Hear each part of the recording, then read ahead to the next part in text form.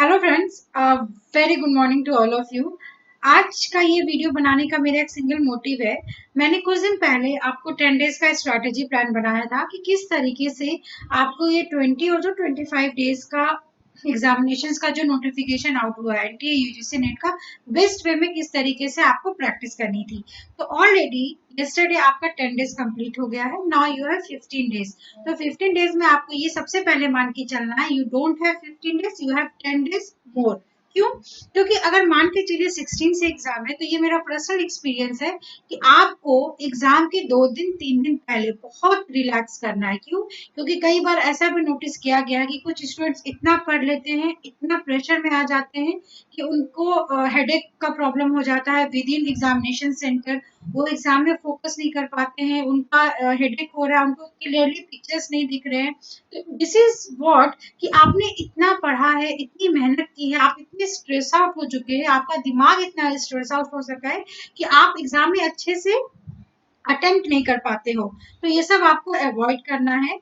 तो अब जो आने वाला 10 डेज है, इस 10 डेज को फिर से आपको बहुत मेहनत से पढ़ना है, क्योंकि मैं 15 डेज को काउंट ही नहीं कर रही हूँ।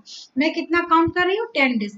अब ये 10 डेज आपको क्या करना है, हमने हर एक यूनिट वाइज थोड़ा थोड़ा कॉन्सेप्ट पढ़ा है। मैं ये मान के चल रही हूँ कि आपका 80% या 70% आपने हर यूनिट को टाइम दिया है और कंप्लीट किया है। तो अब जो 30% है उसको आपको कैसे इम्प्रूव करना है। तो अगर आपने मॉक टेस्ट दिया है तो आपको ये दिख रहा होगा कि आप 40 to 50 पेपर 2 में ला पा रहे हैं, एंड आपका पेपर 1 में अराउंड 25 से 30 का टारगेट हो रहा है।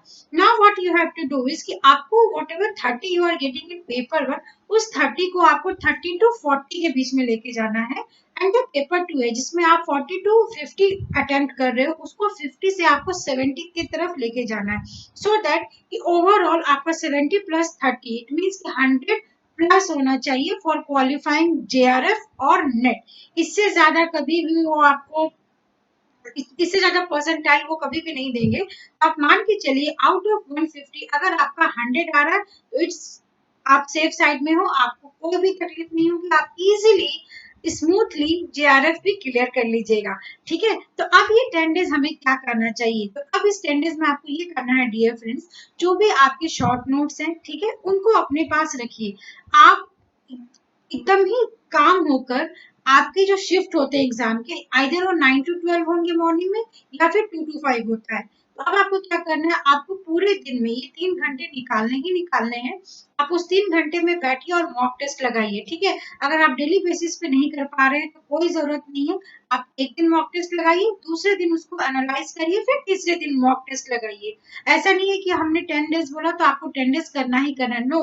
बिकॉज आप जो भी मॉक टेस्ट अटेम्प्ट कर रहे हो उसका नेक्स्ट पार्ट ये होता है कि यू मस्ट सी कि आपकी किस किस वजह से मार्क्स कम आ रहे हैं, और उस पार्ट को ही अब आपको एनालाइज करना है। ठीक है, तो एक तो मॉक टेस्ट की बात हो गई कि अब आपको 9 to 12 और 2 to 5 जो भी आपको कंफर्टेबल टाइम लगे उस टाइम पे ही आपको मॉक टेस्ट देना है। सेकेंड थिंग, जब आप मॉक टेस्ट लगाते हो, तो अगर मैं पेपर 2 कंप्यूटर साइंस की बात करूँ तो उसमें क्या होता है डिफरेंस, जो आपके सपोज डेटा माइनिंग है, लिनक्स है, कंप्यूटर ग्राफिक्स है, ऑब्जेक्ट ओरिएंटेड प्रोग्रामिंग है, एंड अगर मैं कुछ और सब्जेक्ट्स ले लूँ जैसे आपका डेटा वेयर हाउस है, देन सॉफ्टवेयर इंजीनियरिंग में आपके सिस्टम सॉफ्टवेयर है। तो इस तरीके के जो छोटे छोटे यूनिट्स होते हैं जिसको बेसिकली हम नहीं पढ़ के जाते, वो हम, क्लाउड कंप्यूटिंग है, बिग डेटा है।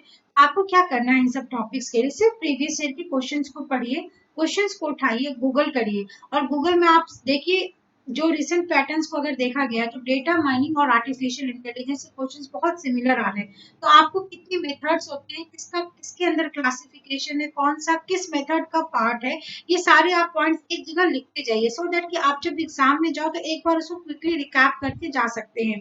क्यों? क्योंकि वो क्वेश्चंस डीपली नहीं पूछ रहे, वो सिर्फ आपसे टाइप्स पूछते हैं, करेक्ट। तो आप किस तरीके से वो छोटे छोटे क्वेश्चंस को भी कवर अप कर सकते हैं। क्यों?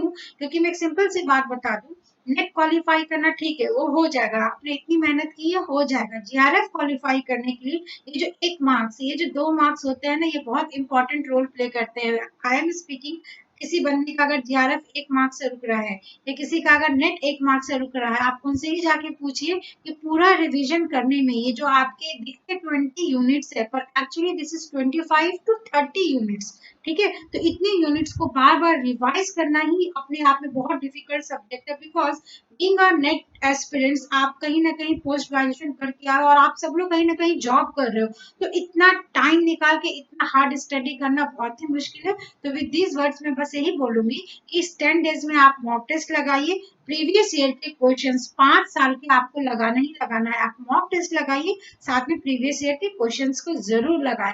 और कोई भी अगर आपको डाउट हो पेपर 1 को कैसे करना है, पेपर 2 को कैसे करना है, तो आप मुझे कमेंट सेक्शन में जरूर लिख के बताएं। एंड नेक्स्ट थिंग मैं ये बोलना चाहूंगी, मैं आपको एक स्टडी प्लान अपना दे दूंगी जिसमें इन द कमिंग वीक मैं इस वीक में कौन कौन से वीडियोस अपलोड करने वाली हूँ जो मेरे लर्नर्स की डिमांड बेसिस पे, उसका आपको नोटिफिकेशन मिल जाएगा। तो आपको वरी करने की कोई भी जरूरत नहीं है, आप हमारे टेलीग्राम को ज्वाइन कर सकते हैं जहाँ पे हम लाइव डिस्कशन कर लेते हैं। अगर किसी को भी डाउट है आप क्वेश्चंस पूछ सकते हैं, अदरवाइज आप इस वीडियो के कमेंट सेक्शन में भी मुझे लिख के बता सकते हैं, मैं आपको 24/7 कभी भी असिस्टेंट प्रोवाइड करूंगी। Thanks for watching, thank you so much. At last घबराना नहीं है, बहुत शांत मन से पढ़ना है और एकदम सोच के चलना है कि this is the best time, इस बार एग्जाम क्लियर होना ही होना है। क्यों? क्योंकि बहुत लोग ऐसे हैं जो आपके कंपटीशन थोड़ा कम हो गया, क्यों? बिकॉज कि वो लोग एग्जाम्स देने नहीं आएंगे और समहाउ जो भी ऑफलाइन कोर्सेज है वो सारे बंद है। तो हो सकता है इस बार एग्जाम्स का क्वेश्चन थोड़ा इजी वो सेट करे। तो फिंगर आर क्रॉस्ड, इजी हो चाहे टफ हो, क्वेश्चन तो सबके लिए सेम ही आएगा। बस आपको अपनी तैयारी करना है, थोड़ा रिलैक्स करिए और रिलैक्स करके हर एक एक घंटे पे जब आप पढ़ते हो तो 10 मिनट का ब्रेक लीजिए, आप एक वॉक पे चले जाइए, एक साउंड म्यूजिक सुन लीजिए, आप थोड़ा रेस्ट कर लीजिए, अपने आईज को रेस्ट दीजिए। इस तरीके से आप अपना रिवीजन को कंटिन्यू करिए 10 डेज, पूरे लगन के साथ, पूरे जोश के साथ और पूरी मेहनत के साथ पढ़िए।